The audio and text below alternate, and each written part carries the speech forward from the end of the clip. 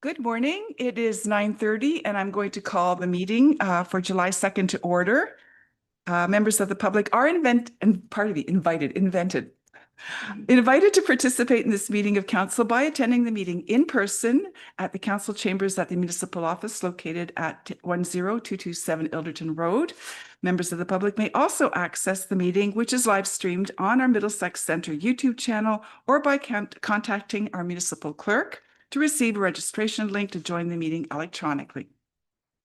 I would like to note that Councillor Jean Coles is attending our meeting virtually today. And just before I do the land acknowledgement, we get into business, I do want to take one moment to say thank you to everybody who reached out by notes and phone calls and dropping in. And I really appreciated the warm vibes while I was away and appreciate your thoughtful notes and gifts. So thank you very much. It's really good to be back and I'm looking forward to continuing on normal as can be expected. So anyways, the land acknowledgement, the municipality of Middlesex Centre recognizes that we are gathering on the traditional territory of the Anishinaabe, Haudenosaunee, and Lenape peoples. We acknowledge the enduring presence of First Nations, Métis, and Inuit peoples on this land and are committed to moving forward in the spirit of reconciliation and respect. Our neighboring First Nations communities, which continue to live as sovereign nations, include the Chippewas Thames First Nation, Oneida Nation of the Thames, and Munsee Delaware Nation. There are no additions to the agenda today. Look to members of council. Does anyone have a pecuniary interest to declare? Seeing none, then we can move to our delegations. The first item up today is the McQueen-Kennings Drain Branch number 4. That'll be the consideration of the engineer's report. And I see Mike is already moving to the table there. When you're ready, he will present the overview of the engineer's report. So the floor is yours when you're ready, Mike.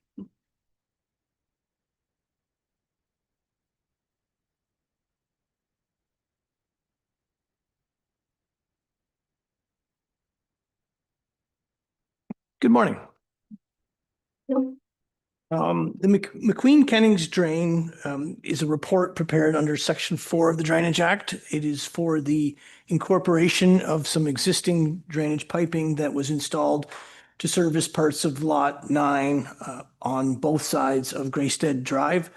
There was originally an 8-inch diameter drain installed and then a second one put in later and a road crossing across the road installed as well. The petition was put in to incorporate the existing piping as a municipal drain to provide for future maintenance of the system and proper distribution of the maintenance costs. So we did investigate the existing tile and we have provided a plan and profile and a report and assessment schedule for future maintenance to go along with that. And there is a catch basin on the south side of the road or the downstream side of the road. And there's 2 8-inch diameter pipes from the road down, 1 across the road. And at that point, I'll open up to questions. Thank you. I'll look to council. Does anyone have questions on the drain? Go ahead. Through you, Madam Mayor, to Mike, I was just doing clarifications. I am part of this drain, and under the Municipal Drainage Act, a member of council is allowed to participate. So in case there was any confusion, thank you. Is there anyone else? Questions? I don't see any hands, so I think we can go ahead. We have a motion before us that the Council for the Municipality of Middlesex Centre receives the McQueen-Kennings Drain Branch number 4 engineer's report from Spreed Associates dated February 27, 2025 and authorizes that the project proceed, and that the Court of Revision will meet August 6th, 2025. And further, that Councillor Burrs, Councillor Shipley, and Deputy Mayor Brennan be appointed to sit as members of the Court of Revision, with Deputy Mayor Brennan being the chair. Look for a mover and a seconder, please. Councillor Shipley, Councillor Cates, call the vote. All in favor? And that is carried. Thank you. And then we have another, we have the Moyer Drain, also consideration of engineer's report. And when you're ready, Mike, I'll activate your microphone. Thank you. This report was prepared in accordance with Section 78 of the Drainage Act, which is repair and improvement to an existing municipal drain. The Moyer drain is a tile system with a small piece of open channel at the bottom, but the majority of it is pipe.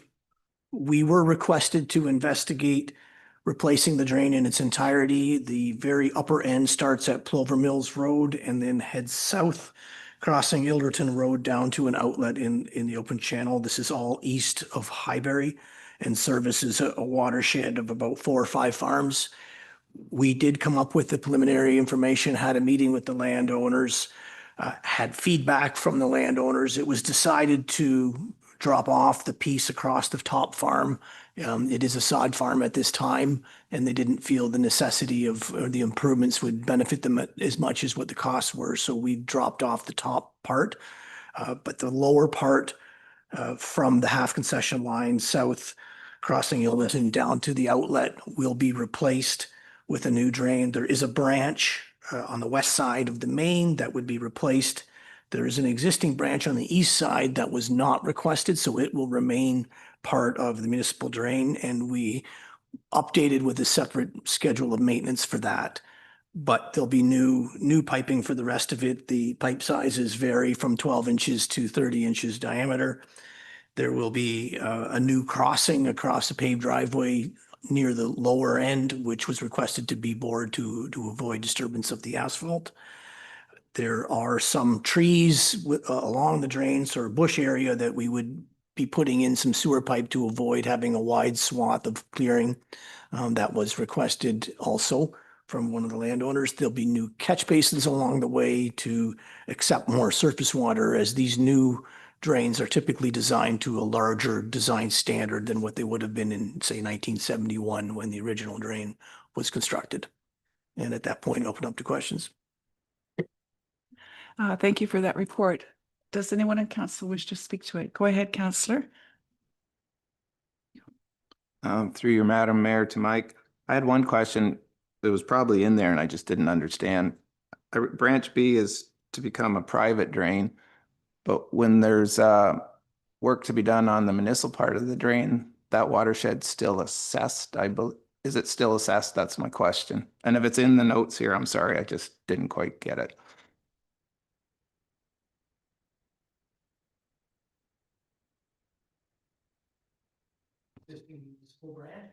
We have provided a new schedule of maintenance for it. It has its own particular watershed for it. It's not very large. It takes a relatively small area from the farm on the north side of the concession and then crossing the Ainley Farms property. So it's about 320 meters long, and it's just the existing one that was built in 1971, and it's remaining. Yes. Yes, there is a new maintenance schedule. That schedule is on page 15 of the report. Somewhere in the report, it says branch B to be abandoned as part of the municipal drain and become private. That might be in recommendations. If it is, that's a typo. I'll look just a second. Oh, okay, I'm sorry. Maybe it was recommendations. Maybe I got mixed up. Not sure where it was now. Yes, I did find it on page 4. That should be stricken. It is remaining. Okay, thank you.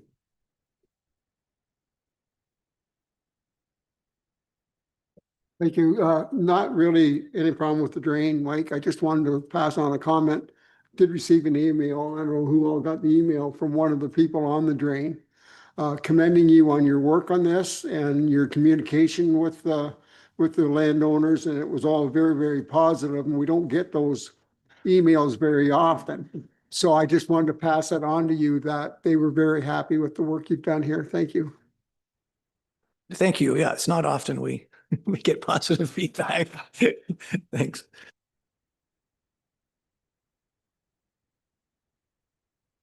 Here.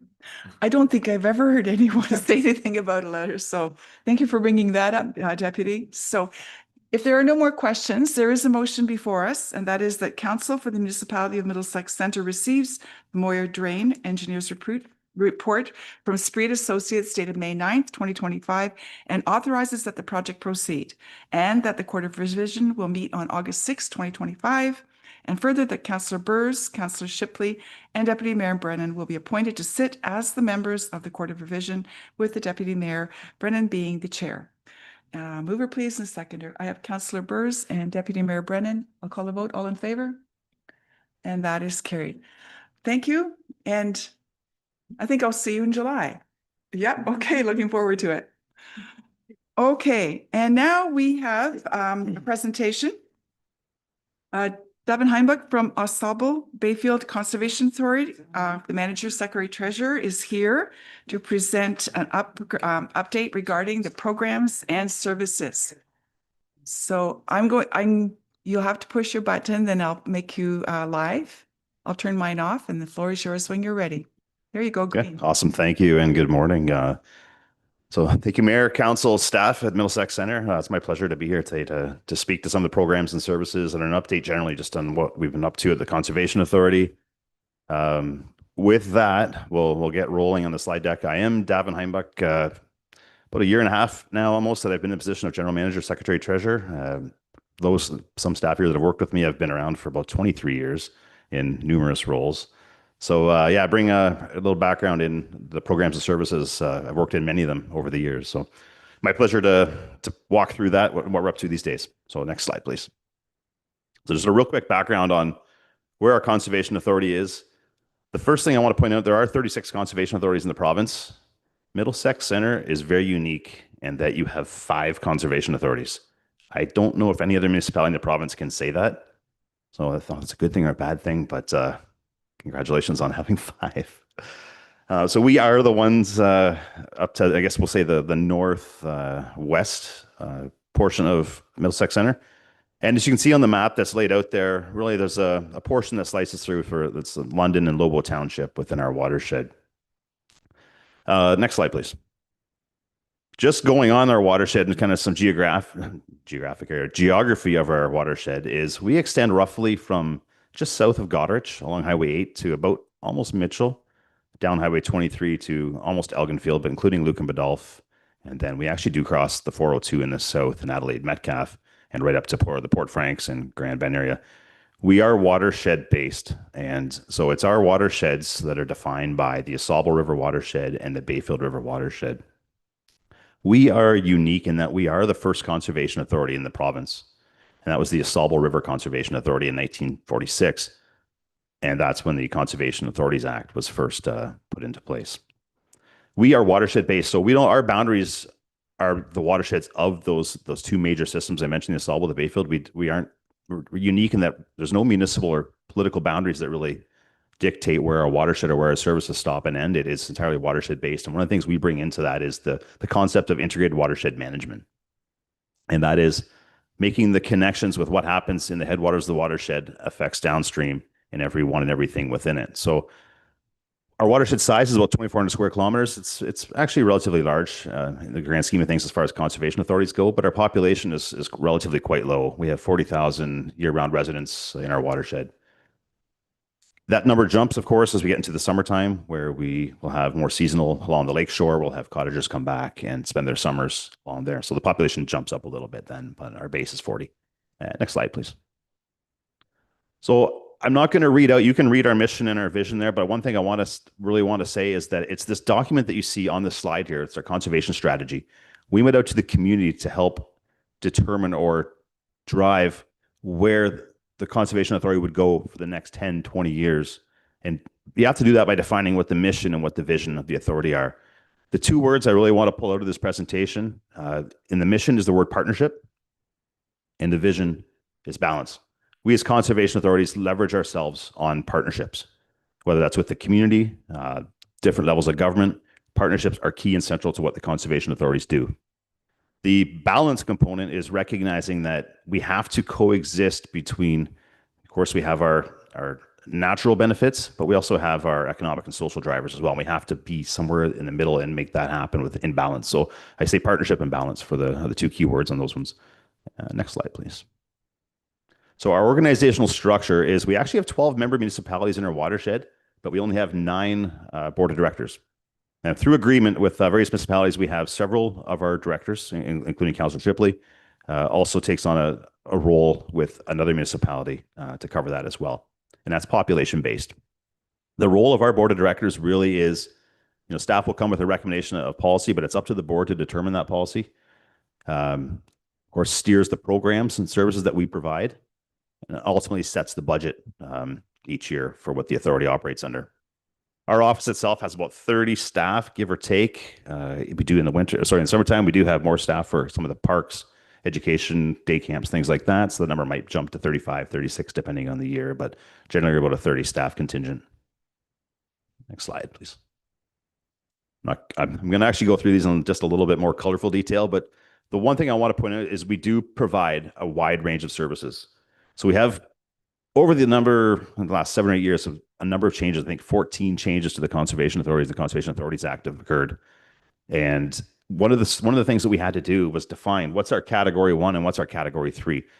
And our category 1 services are the mandated services, that being primarily around floodplain management, drinking water source protection, and land management. The category 3, if council might remember, is we had to have MOUs signed by the end of 2023 in place for the local programs and services. I can sit here and say it's very positive that we had all 12 member municipalities sign those MOUs, and that drives one of the programs and services that aren't considered mandatory that the community would like to see occur within our watershed. So we keep those programs as category 3. A number of those programs are there. I'm not going to touch on them all, but the top ones pretty much are your mandatory, and then we start getting into the education, stewardship. Those are the ones that are considered category 3 or elective or community-driven projects. So next slide, please. I'm going to touch just real briefly on the budget too here. So because we have 2024 numbers, I'm going to use the 2024 numbers for you. The sources of revenue. The one thing I want to point out here, if we look at our actual levy, it's roughly about 1/3 of our total revenue through any given year. That number can change slightly, but what I want to point out is that for every dollar spent locally, we're bringing $2 to $3 outside the watershed into the services and programs that we provide. And at the next slide, it'll be the expenses. And really, this is just a breakdown to show where the various expenses go by the various departments that we have.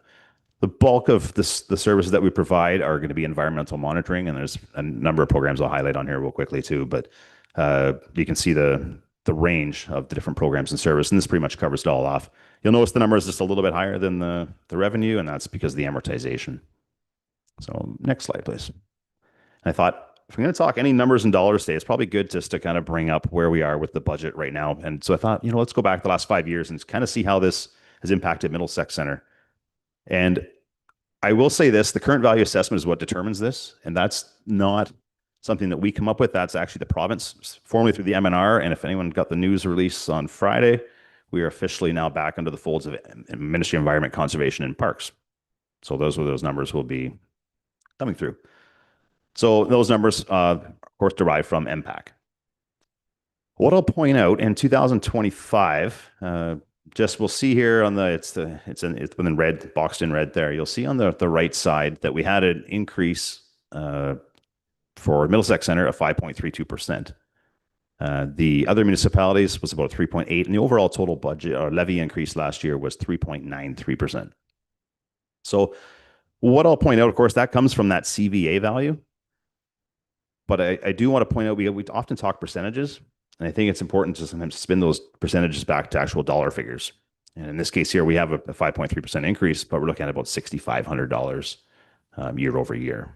And those numbers are, I would say, relatively consistent going back the last 5 years or so. All right, so next slide, please. Okay, floodplain management. This program is really core to the mandate of what the conservation authorities is, and that's the protection of life and property from natural hazards. Those two hazards that we look at predominantly are the hazards of flooding and erosion. So we have the planning and regs program that's designed to keep development out of hazardous areas. And so trying to prevent further risk by having those structures, dwellings, whatever it might be in a flood prone area. Then we have a lot of areas that, of course, have development or have had development prior to the implementation of the regulations. So for those, we've tried to add extra protection of those through flood control structures, erosion control structures, and finally through a flood forecasting and warning program. The province has delegated the conservation authorities to be the leads in flood forecasting and warning in areas of the province where the conservation authorities exist. So we are the lead role for that piece. Next slide, please. Some of the nicer stuff, and part of this monitoring is mandated. There's the surface water quality monitoring and there's groundwater quality monitoring that are provincially mandated. But we do a number of other ones to support the various programs and services. And one is benthic invertebrates. That gives us an overall health of the stream systems. And to the next slide, you'll see we also do some work with fisheries, whether it's through the Sable River Recovery Project, Species at Risk. And this is funded mostly through the federal government, but also through the province. We have a Fish Forward program, which is a long-term monitoring program that we have. And also something that's been ongoing now for about 10 years, and the Sable Bayfield piloted this project, was the Municipal Drain Classification Project. This helps to streamline the maintenance of municipal drains through what's now called the DART protocol. Other programs too, you'll see in the bottom right there is the SAR model, so species at risk monitoring for mussels. And of course, these are bioindicators of change over time. So next slide, please. I think the biggest and key thing here is we have to look at the community, and what we want to do is we want to take the data that we have and turn that data into action. One ways we've done this is we have a watershed report card. This is available on our website if you want to see, because it has all the watersheds on there. You can see what your local watershed looks like. You can even go back every 5 years we do this. You can see any trends or changes over time. One of the things we want to do though is we want to summarize the data, have the data there, and actually communicate that data out. So when we get that data, we can do a number of things with it. We can see there's community guided management options, whether it's through stewardship, watershed improvement, but we can identify changes. And if there are areas that maybe need extra stewardship help or extra outreach, we can then focus those efforts based on what we're seeing through the monitoring programs that we have. Sorry, next slide, please. Conservation education is something that we provide as well. We try to keep it based on the watershed and of course within the curriculum of the various school boards. We do it through school programs. We also go deliver presentations. We run day camps and also special events throughout the year. But it's not just for students. The education program goes out to any residents that want to come to a community event. We also do targeted community groups. And we run those programs through our conservation areas, but also at local schools and local libraries. Drinking water source protection. So this is another Category 1 mandated program. We've joined or partnered with the Maitland Valley Conservation Authority in this, and we have a source protection region known as the Sable Bayfield Maitland Valley. This was formed based on one of the recommendations out of the Walkerton inquiry in 2000. And what it is, it's trying to protect municipal wellhead areas, the water quality and these local wells. And I will say this, most of the drinking water source protection, the wellhead protection areas in our watershed are in the north and mostly in the Maitland. There's actually nothing really south of Huron County that falls under the drinking water source protection. So there's 9 municipalities involved with that. But this program is actually fully funded by the province. So we get funding. Right now, we're in the middle of a 3-year agreement for funding for that, and then hopeful that we're looking at the future years, possibly looking at a 3-year agreement going forward again. But Sable Bayfield is the source protection lead for our region. Another service that we provide, of course, is land stewardship. So these are the outreach programs where we can look at what we're seeing from our monitoring programs. We can see where we can provide back and try to increase or improve the health of our watershed. And we do that through whether it's tree planting, wetland creation, but we do get out, have site visits where we provide advice and have communicate with landowners. One of the biggest things about this is really trying to link the landowners with the funding sources. And these grants and funding sources change all the time. It's very hard to keep track of, but our staff are on top of these various opportunities and always out working with the landowners to put some of these BMPs or best management practices in place on the ground. So next slide. Just as a real quick coverage here of some of those, it might be windbreak planting, cover crops. That's been a big one.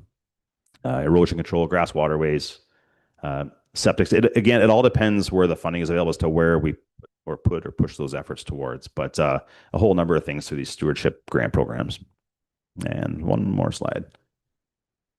So this final one is another service or extension service that the conservation authorities provide. We have a number of conservation areas and a lot of the efforts, of course, to help improve conservation, whether it's through our properties or through the foundation properties or land trust properties. But really, when we look at the upkeep of these properties and be able to provide this experience, it's really key to have the partnerships to help maintain and keep these places open, spaces open and available. What we're seeing more and more now is that these places are becoming more and more used, especially coming out of COVID. We saw the uptake in usage. And it's not just for the exercise or just being out in nature, but it's also for the mental well-being, and that's being recognized. One thing that's really interesting right now is that we're seeing across Canada this parks program. So it's when I say parks, it's PARX. And what we're seeing now, doctors are able to prescribe prescriptions to get outdoors and good to natural areas and be in nature as an actual prescription. So it's a very new thing that's happening. But these conservation areas are ideal for that because they're public spaces. Ultimately, at the end of it all, it's about creating those connections with nature, and that's whether you're a young child or an adult, whatever it may be. These areas exist for us to get out and actually make that connection, have that respect, and try to help a healthier watershed future.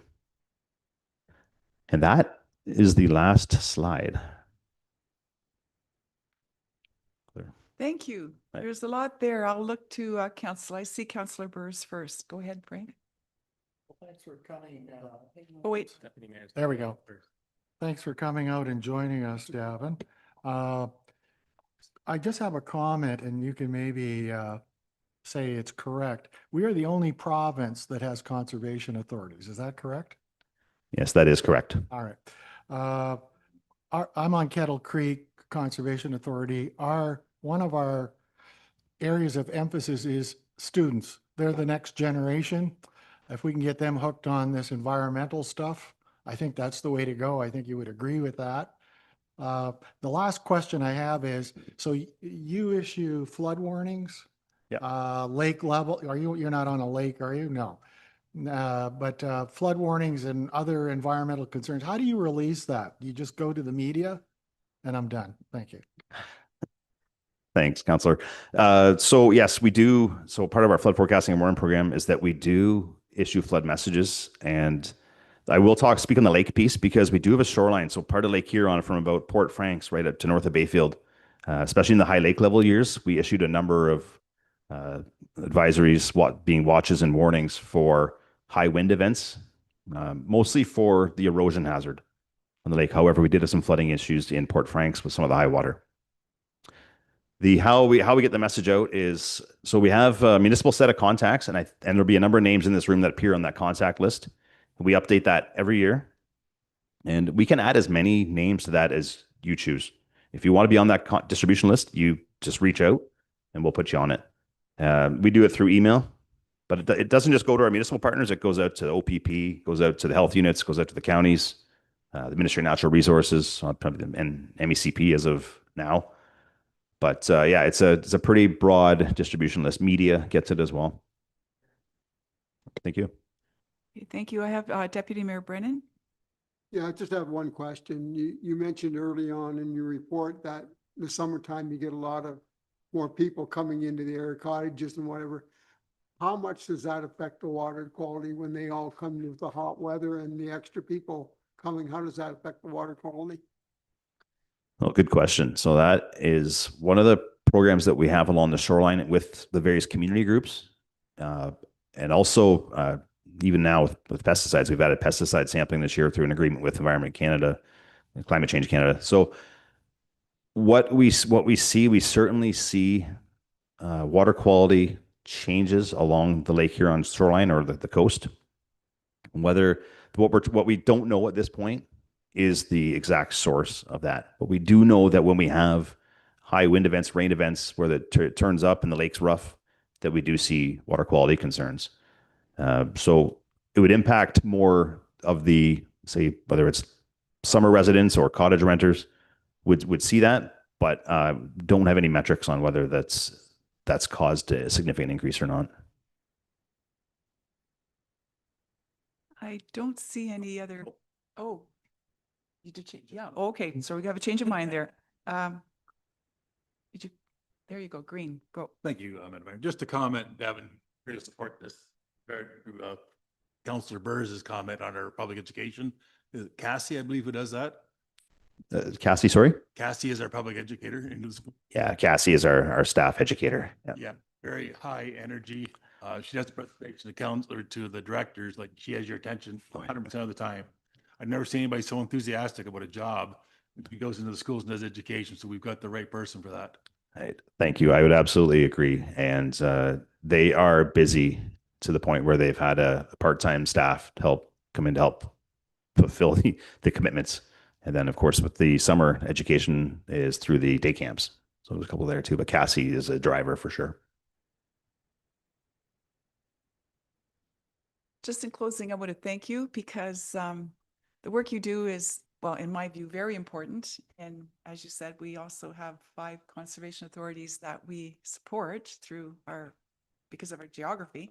But I also want to commend you on your resilience and the work that you've done to look forward and plan for the long term. No surprises along the way then in terms of where you want to go and why. So I know it's been a rough decade. Maybe that's exaggerating a little bit, but a lot of changes happened. And when you look at all the work that you're doing, I think everyone's bounced back really well and really focused on the right things. So thank you for coming today, Davin. Thank you. Okay. Okay. Thank you, Mayor. Thank you, Council. All right. So there is a motion. Oh, no, not. We have to go to we just move on. Sorry, I was looking at the next motion here. That is for the minutes of the June 18th meeting, and it is that the minutes of the Middlesex Centre Council meeting held on June 18th, 2025 be adopted as printed. I have Councillor Burrs and Councillor Cates. We'll call the vote. All in favor? And that is carried. The next thing we have is the consent agenda. There are 3 items here. Does any member of council wish to pull something out to speak to, or yes, go. I'll start with Deputy Mayor Brennan. Go ahead. 2 things.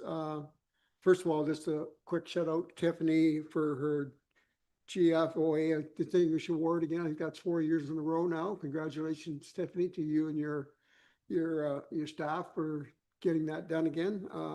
That's excellent. And I don't know if who's going to speak to this, but the use of artificial intelligence. I'm hearing, that when someone calls in, it'll sound like they're talking to somebody, but they really won't be. But can somebody just explain that a little more to me, how that's going to work?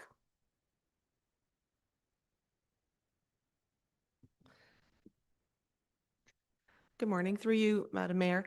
I don't think we're quite there yet. Our intention really with this policy is to start with the large language models that are already being used. So that's the Chat GPT and the Copilot. So those are more people are using them on their desktop and when they're writing and things like that.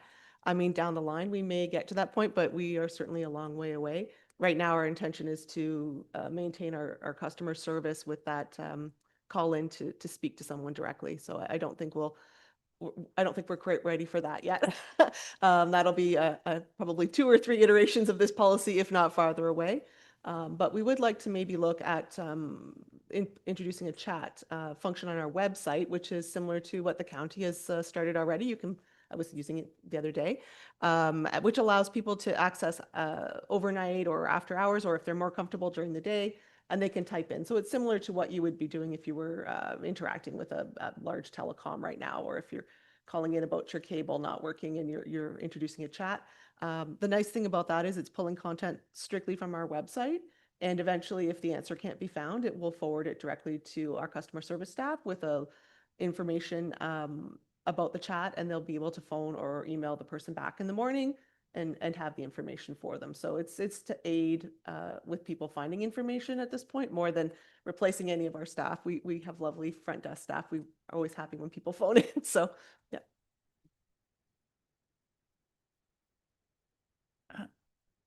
And go ahead, Councillor Burrs. Just a comment and then a question. So yeah, congrats to Tiffany and her crew on the GFOA Distinguished Award for budgets. But I think the other comment is, I think Tiffany, you and your team came out with the template for doing it, which was the big thing. And then it's been refined over time, correct? So I think a lot of other people are starting to follow the same template. Is that correct? Yeah, so through you, Mayor DeVete, that is correct. So our manager strategic communications, Heather has created that template. She was able to do it within Word, and we were able to use a lot of custom reports that were created through Questica, through our financial analyst, creating those.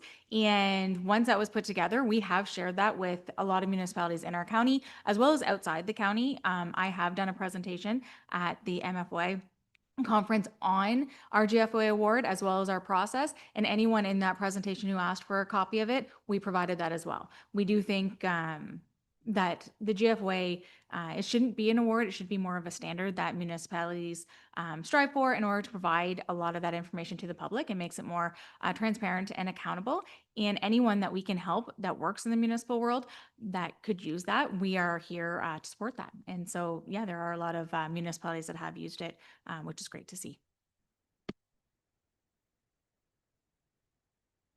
I don't see any other hands or, oh, sorry, go ahead, Councillor. Take long, I promise.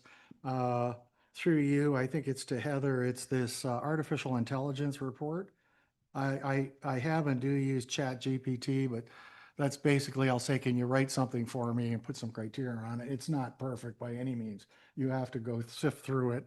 I have seen the Microsoft Copilot. I don't use it, but I think it's another thing that helps you write something better, correct? Can you comment on that one? So they're both quite similar, and they can provide other information. So a good example is you can have a chat with it and ask for it to find you information. So where this policy is coming out of, though, is we have to be careful what we put into it, because whatever we put into a public-facing model becomes public information. So you'll see in the policy, the focus is really on that, on two pieces. One is about managing that risk and protecting personal information, which is important to us through the MFIPA legislation. But the other piece is this idea that what you kind of touched upon, which is we need to have a human hand in this this process. I liken it to, we can take what used to maybe take us writing a report from 3 hours down to it'll write it in 3 minutes, but you then still need to spend 30 minutes reviewing and making sure the information is accurate. At the end of the day, the report is written by the staff member presenting it to you, and it's not written by ChatGPT. So there's still an onus on all of us to make sure information is accurate and correct, coming forward to council and members of the public. So that's two key pieces of this policy. I don't see any hands, and I'll just add my thanks to the staff effort on that. And I can't agree more with than with your comment, Tiffany, about it should be standard practice. And I think probably that's the way it will go. But if we get everybody there faster, that's a good thing for everybody. So well done.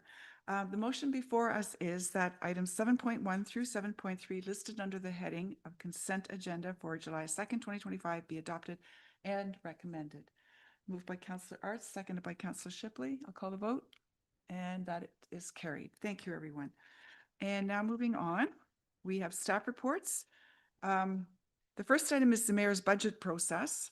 And just before we have that report, I'll just make a comment. You'll notice it's called the mayor's budget process now.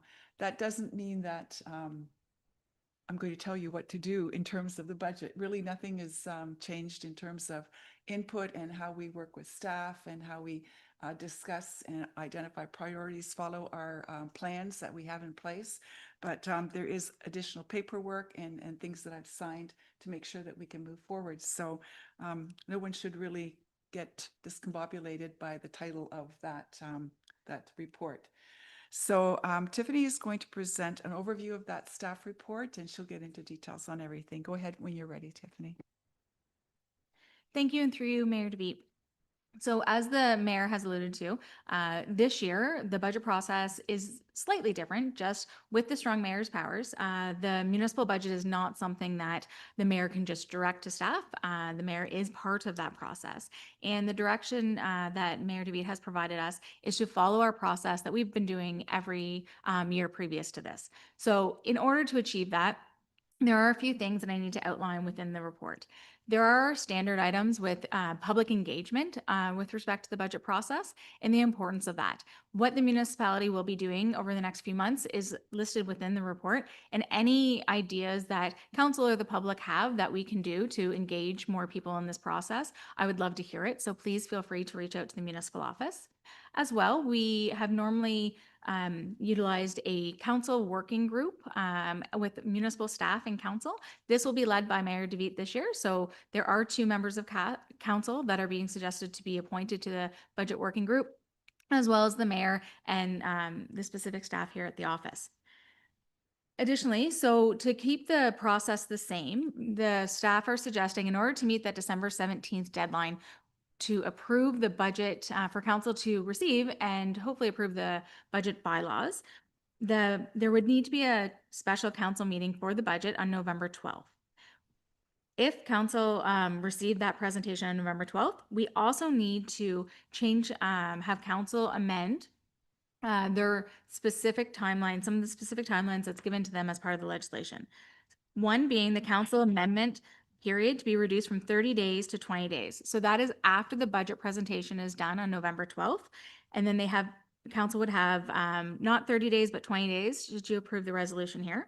Then there's a mayor veto period that is being suggested that it be reduced from 10 days to 1 day in order to meet those timelines. And Mayor DeVete has included that in her direction already to staff that is available on the website. Then there's the council veto to override to reduce from 15 days to 12 days. That would come after the mayor veto. And so that is suggested within this report for council's consideration as part of those resolutions, and details are provided in the report. Those dates, those timelines, as well as the dates of November 12th and December 17th were chosen and selected due to the fact that there are 2 other regularly scheduled council meetings between those 2 meetings that would give council and the mayor the opportunity publicly to discuss any of those concerns, and additional reports and information could come to council and the public with respect to the budget. At this point, I will turn it over to council for any questions. Thank you for that. I'll look to council for comments and questions on this. I see Councillor Arts. Go ahead when you're ready. Through your mayor to Tiffany, these amendments, when we've shortened the days up, is that just for this budget? Or when we pass this, it'll be set in stone for future ones? So through you, Mayor DeVete, I believe it is just for this budget process. But should the mayor's direction next year to be to follow the same process, we would then bring this report to council again. Other questions, comments? Well, I like your plan. We're keeping to our timeline. We like to get ourselves out there and bidding on things and without delay as much as possible. So thank you for all that work, Tiffany. This is quite a long report. Motion. It's before you. If there's nothing there that anyone would want to comment on, then I'll ask for a mover and a seconder, please. I see Councillor Cates and Councillor Burrs. I'll call the vote. All in favor?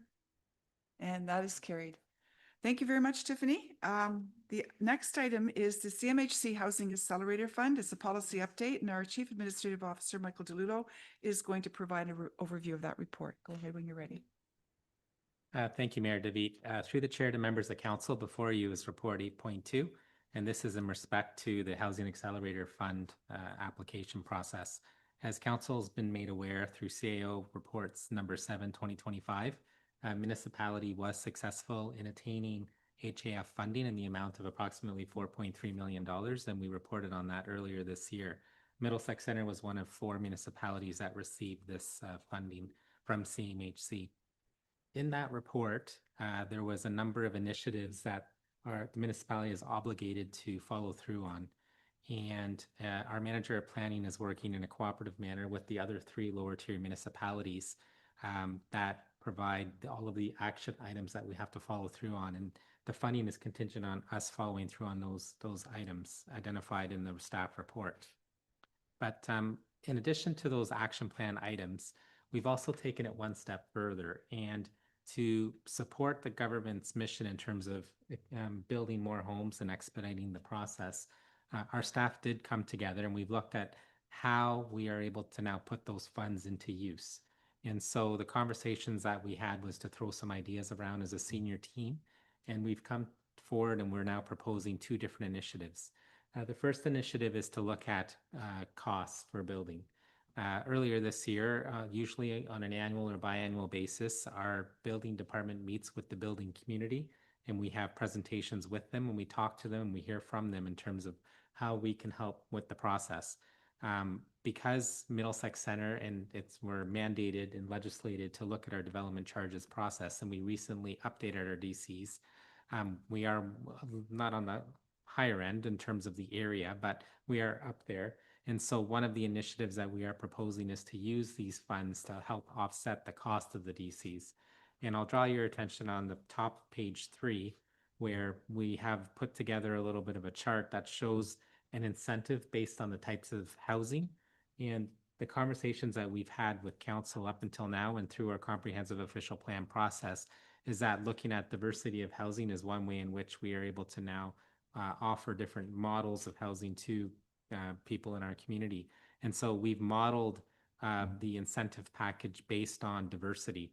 And so as you can see there on the top of page 3 of the report, we're offering a scaled discount from our DCs. And we've also included an example of how that would work with both a single family home and a proposed multi-unit project. And so it's a scaled approach from 5% upwards to 15% for multi-residential apartment buildings. And what we've also done with this first incentive, if you look down below in the report, is that we've also put some conditions that we believe would be first and foremost fair and equitable, and then also would help with the timing, because we truly believe that in order for this to be successful, that we want to make sure that it's relevant and it's current. And so the conditions that we are now implementing as part of this policy are there before you for any questions. So that's the first incentive. And then the second incentive that we are exploring is to help with our staffing resources, is to include a additional body, an FTE, to the department with respect to reviewing our engineering plans. And what I say to this is that I draw your attention to our organizational staff review that we completed a couple of years ago that talks about how we're planning for growing our municipality. And what this grant fund does is it helps us accelerate that, in the sense that this position would be free from tax levy for the first 4 years for the 4-year duration of this grant. And it would help with our application review process. As indicated in the information there, a lot of the applications that come forward are peer reviewed from a third party. And what our goal is from having this done in-house would be to minimize the amount of time and reduce the time taken between the municipality and the applicant to help with streamlining some of the applications and going through all of the conditions that are needed, so that we can get the information before council in a more timely manner, and hence achieve the goal of expediting growth in applications and development. And so those are the two initiatives that we are proposing in the staff report. In there's also the development charge impacts that we've identified and the financial implications. The one note that I'll say under the financial implications section is that we don't envision, based on the current growth and development that's occurring, and when you look at the first incentive that's being offered with the amount of permits that we've been issued to date, it's a nominal amount in comparison to the grants that we're receiving. So granted that there's upwards of over $250,000 in this ask, we have set a reserve fund, and we're going to be putting the delta or the difference in the monies aside in a reserve fund for to help council decide on future growth that would help with the housing focus. But I just wanted to draw that to council's attention. But aside from that, happy to take any questions, and also happy to separate in the two items and two incentives that we're putting forward for council. Okay, thank you. There's a lot in there. I'll look to council. There we go. I'm on duty. Okay, thank you. Through you, your worship, to Michael, and maybe we're going to defer this to Rob, but full-time development engineer versus, can you explain Fatabir Singh, like he's a development coordinator, what does he do compared to what this would do? Yep. Through the mayor to Councilor Burrs. Yeah, so Fatabir is the development review coordinator. So he does review some plans internally, generally smaller ones, anything that is beyond our capacity to keep files moving, we go out to a third-party engineer to have peer reviewed, or any specialty items. So there would still be some specialty items like hydro-G or geotechnical or noise that would still go to third parties. But the more specific, like site grading, subdivision, stormwater management, the intent would be to bring in-house and try to complete all those reviews in-house. It would also allow him to free up some time to have more site visits. And so some of those complaints we dealt with developers, ideally we can spend some more site on time to try to stay on top of some of those issues and resolve those with developers as well. So I have a couple things. So in follow on then, this was obviously reviewed with you and you're in agreement with it that it would be more helpful. And we have a report coming later, which this sort of ties into. In looking at the development charges bylaw changes, so we can use the Housing Accelerator Fund to fund the incentives, which is good. And I think if, all this is dependent on construction happening. And there's still a concern over that. The high cost in the younger generation, they're still seeing high cost to getting into housing. But that's good news. And I really am in agreement with us incentivizing high rise, like more intensive. That's how we're going to meet our goals, in my opinion, versus individual housing units. But other than that, looks good to me. And got nothing else to say about it.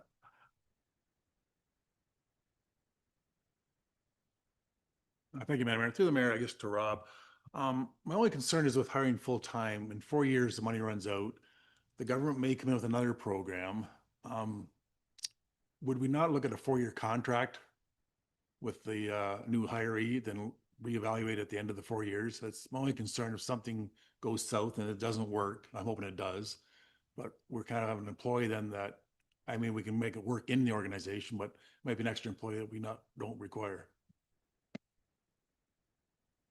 Yep, through the mayor to Councillor Shipley, and I may have Michael step in on this as well. But so I think the hope would be that over that 4-year period that we've also grown the tax base because we have housing growth, right? And then that need has kind of self-generated and now it's funded because we have a greater tax base as well. I fully understand that it'd be ideal to bring somebody in on a 1 or 2 year contract, right, and see what happens. I think that we will struggle finding the right person if we post it as a contract position. Yeah. Thank you. Anyone else? Okay, well, in that case, we'll keep working on this and there's a lot going on and a lot of ducks that we have to line up to make sure all this happens. A lot of that we can't control. So, I did have one question. The percentages, the discount piece. Yes. Was there a formula? How did we derive the 10, where is it? It's on page 2, I think. Page 3. Page 3, sorry. Yes, 5, 10, and 15% reductions. I was curious about that. Yeah. Thank you, Madam Mayor. That's through the chair to members of council. That's a great question. We basically, as a senior team, came together and we looked at what would be a model for which would be fair. And we came up with these costs that we think are not overreaching, but manageable and equitable to show that Middlesex Center is putting its foot forward to help with the housing matter. And we think that this is a fair enough incentive that we hope if council passes this policy, we'll be having another meeting with the building community to showcase that we've put this forward. And it's, I think, one of the first, and when we're kind of leading the edge here in the county and the surrounding area to be doing this. And I hope that it's appreciated by the building community to show that we're stepping up to the plate. So it was a methodical way and a practical way that we did this formula, and we think it's fair and reasonable. And I guess an obvious follow-on then is up for review as we go forward, see which ones are being taken up, why not, what impacts it has flowing through the system. Yes, Madam Mayor, that's a great closing comment, is that the building department does provide quarterly reports to council, and what we would plan to do, and I should have mentioned that at the very closing of this report presentation, is that we will now also include pieces to the HAF incentive and how that's helping with the building development and the growth.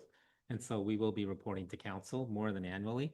And second to that is that we have obligations through the HAF grant funding that we have to do quarterly reporting that our manager of planning is doing for us at this time. Not just speaking to the policy, but we're also sharing with them the incentives that Middlesex Center is proposing. So we're showing to the government that we're also fulfilling what we've said we do to make sure that we get the funding year over year over year. Okay, checks all my boxes. Thank you kindly. So the motion before us is that report CAO number 17, 2025 regarding the CMHC Housing Accelerator Fund policy update be received and that council approve the following initiatives noted in the report. First, to direct staff to proceed with the hiring of a full-time development engineer. And second, to direct staff to amend the development charges bylaw 2024 number 64 and provide an incentive to increase housing. I have Councillor Cates and Councillor Burrs. Thank you. All in favor? And that's carried. Thank you. Okay, now we can move on to 8.3, delegation of authority, plan of condominium. And our manager of planning and development, Stephanie Bergman, is going to provide that overview. When you're ready, Stephanie. Thank you. So through the mayor to the rest of council, I'm here today to present this report, which identifies opportunities to further streamline our planning and development process. As we've already heard today about these other initiatives that we have underway, this report is focused on the review of our current delegation of authority framework, which is included within our action plan as a requirement of the Housing Accelerator Fund. So currently, the County of Middlesex is the approval authority for plans of subdivision condominium, as well as official plan amendments for Middlesex Center. So Middlesex Center is the approval authority for the remaining applications. So I just want to paint a little bit of a picture of when an applicant comes forward. Typically, a plan of subdivision application is accompanied by additional planning applications. So you'll often see them with at least a zoning bylaw amendment, if not an official plan amendment as well. And currently, both of those applications are submitted kind of separately. One through the subdivision application gets sent directly to the county, and then the other applications are sent to Middlesex Center. So notices are generally sent out together. The public meeting is held together here in Middlesex Center. That's usually kind of requested from the county that we hold the planning, the public meeting here before Middlesex Center Council. And then, of course, planning, we work with our various departments to prepare a recommendation on the application. And that first goes to Middlesex Center Council. And then we prepare a comprehensive, once council here at Middlesex Center has made a recommendation, it then gets forwarded over to the county. So draft approval with the recommended conditions specifically for subdivisions. Again, these first go to Middlesex Center Council, and then it goes to the county for that decision. And then we continue working with the proponents, right? We continue working with proponents to address these conditions before we, here at the staff level, prepare a very comprehensive package identifying how all of the conditions have been satisfied before county considers final approval. And then I'll just touch quickly on official plan amendments, just as a reminder of how this operates now. These first get adopted at Middlesex Center Council, and then again, we prepare a comprehensive package that is provided to the county for a decision. And for most official plan amendments, so these are, we'll call them uncontested official plan amendments, these actually have been delegated directly to the Director of Planning at the county. So these applications don't necessarily go to County Council, they just go directly. So we prepare that package and it goes directly for a decision by the director. So with respect to this specific recommendation for delegation, it's in the context of both the Housing Accelerator Fund as well as other provincial initiatives aimed at streamlining the overall development approval process. And staff really do feel that there are quite a few efficiencies that would be realized through this delegation. This isn't just specifically the time it takes for the county to approve, because I will be the first to say, once all of that work happens, it's not most of the time, aside from a few select cases, most of the time that does get processed very quickly and efficiently at the county. But ultimately, it's when we look at the entire process there are 2 separate applications being submitted. And even in the time it takes working with the proponents, again, there are certain requirements that have to go to the county and certain applications that have to go here. Again, if we look at that entire process, streamlining that through a single point of contact, single one window, again, is where staff really do feel like there are efficiencies that could be realized through that process. So I'll just note, I'll note that this is not necessarily a novel kind of recommendation. There are quite a few lower tier municipalities throughout the province. I think council's probably aware there are quite a few different kind of frameworks for the relationships between upper tiers and lower tiers throughout the province. So the report does include a number of, I would say, somewhat comparator municipalities that do have this delegation of authority, particularly in areas where they own and operate their infrastructure systems, which we do here. It is quite a common. It's not necessarily out of step with how other municipalities are operating through the province. And so along with that recommendation, so how it would work is that we would request, so in terms of subdivisions and condominiums, should council want to move forward with this, we would just submit a request to the county, and that would be a decision that the county council would have to make whether or not that gets delegated, and that is simply something that the county can delegate those approvals to us, and then we would be responsible for those aspects of those approvals.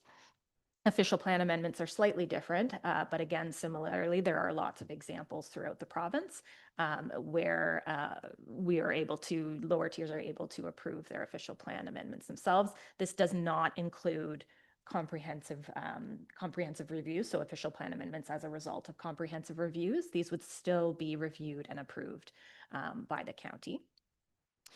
And so along with this, we have also noted, we have also included a recommendation, and this is really simply to initiate with the county a review of our current planning services agreement. And this is something we just feel, similarly to all of our other agreements that we have with the county, say the IT service agreement that I know was reviewed in the last few years. We just feel that we really do need to ensure that the agreement has been in place since 2016, and we do feel that it would be appropriate for us to begin that discussion to review to ensure that it is meeting the needs of the municipality as well as the taxpayers as well. So there are kind of there's two separate recommendations here included in this report, but I am happy to answer any questions. Thank you for that report. I'll look to council for questions. I'll start with Deputy Mayor Brennan. Thank you, Madam Mayor. Just Stephanie, first of all, just to clarify where I'm coming from as a county councilor, chair of the planning advisory committee at the county and township councilor. I'm trying to figure out which hat to put on here. But I will say, if we go this route,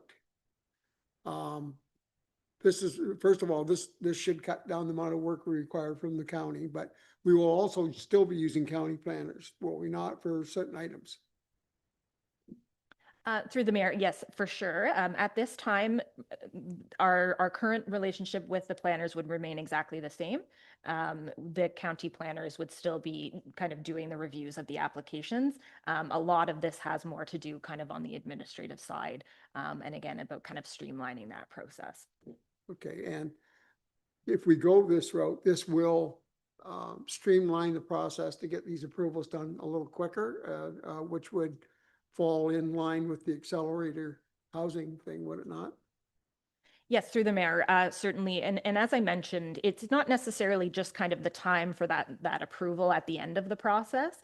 I see this as kind of streamlining the entire process from beginning to end. So I do feel that there is going to be some timing improvements that we can see kind of from beginning to end. If there's some coordination that needs to happen on remaining applications that need to go to the county versus the municipality.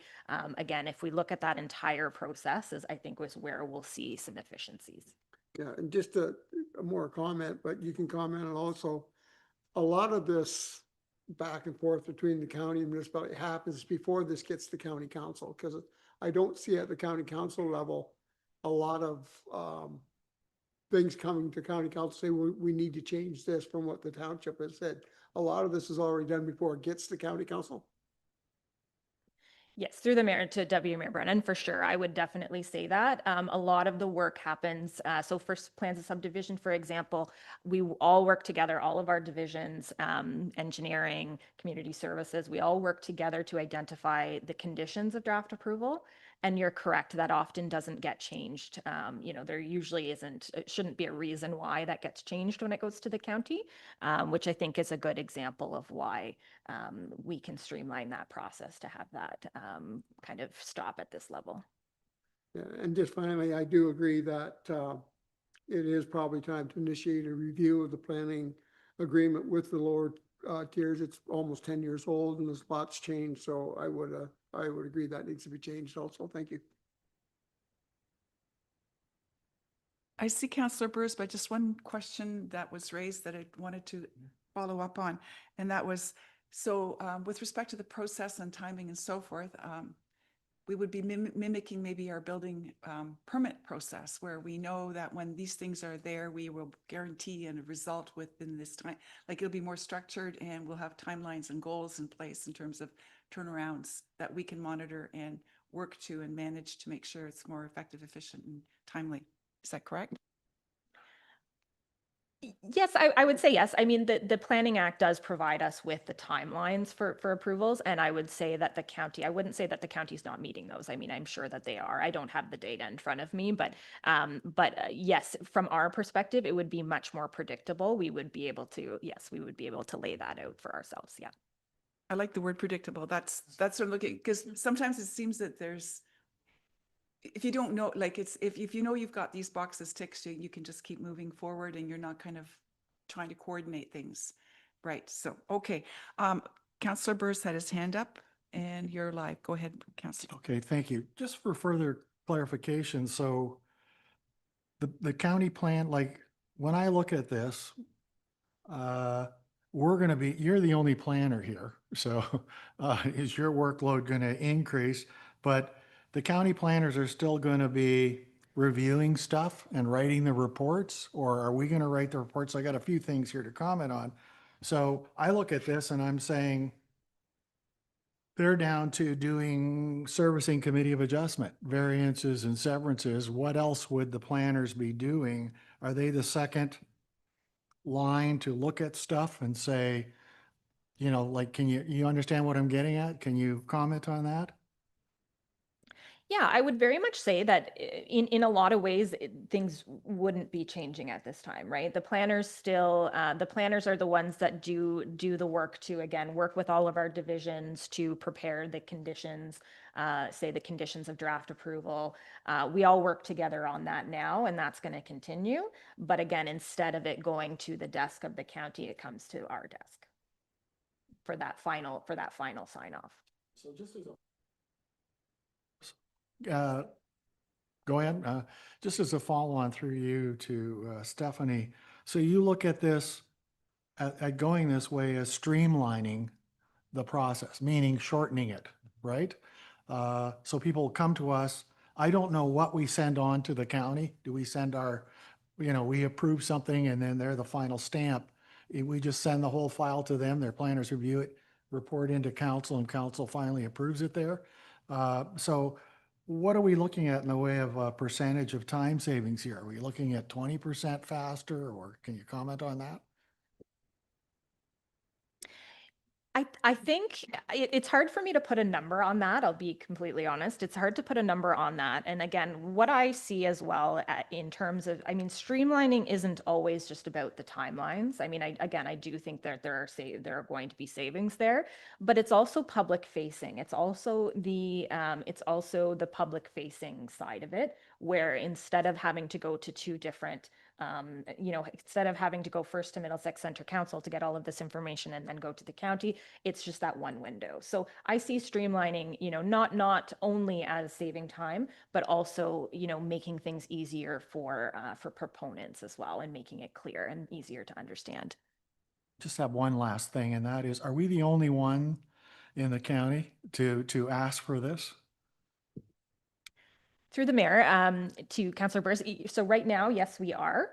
And as I mentioned, this is, I have quite a long list of comparators in other areas. But yes, in Middlesex Center, for now, we're the only ones that are. I think generally Middlesex Center has typically been a leader in moving things like this forward. So, but for right now, yes, for sure, we are the only ones. Okay, anyone else? Don't see any hands. The only thing I would echo is time to review the agreement for sure. It's going on a decade, and at a minimum in a decade, I think it's a good time to look. So good luck with that project.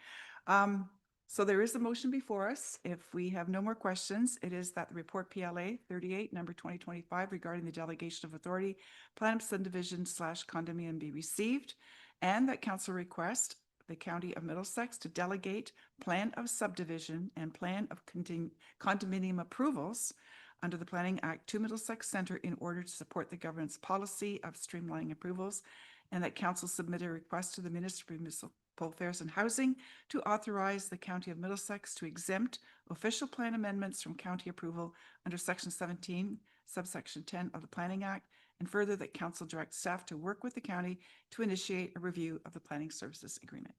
I need a mover, please. Deputy Mayor Brennan and Councillor Shipley, thank you. All in favor? And that is carried. We don't have any notices of motion today as well. There are no items of correspondence. I'm going to look to Deputy Mayor Brennan to give us an update on the County Council.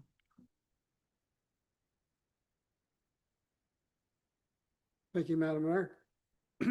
A lot of information items came forward to county at the last one. There was discussion about the intercommunity transit assessments.